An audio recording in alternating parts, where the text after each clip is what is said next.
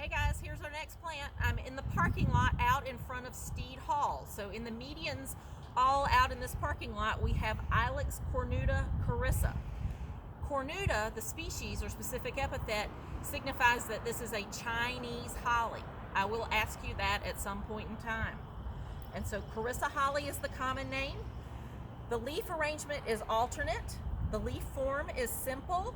The leaf margin is entire, with the exception of one terminal spine. So that one spine is enough to say that it is spinose. But that's the Carissa leaf. And you can note it has this very light green margin along the edge of the leaf. The plant type is a shrub.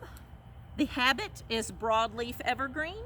The height is dwarf. You can see this one is only about 2.5 feet tall. Not picky about soil, not picky about moisture, and very rarely do these plants need pruning. As you can see, these never get pruned. They have a very dense growth habit. Occasionally you might get an errant branch that's a little out of shape, but in general they are pretty compact and dense. They're not going to be very irregular. The growth rate is considered slow. Exposure is sun. All of our hollies like sun.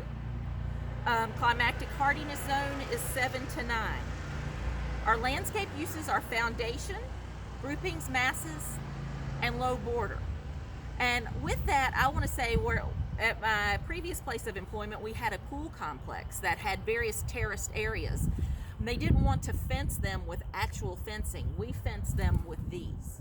Because we planted them tightly and they made their own almost impenetrable wall, because they're so spiny, so stiff, it hurts like the dickens to try and get through them. Flowers are insignificant, fruit is insignificant, no notable autumn color, the leaf texture is medium to coarse, no notable bark characteristics, no notable cultivars. This is the cultivar we're focusing on.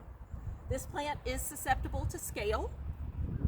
It's not a North Carolina native or a U.S. native.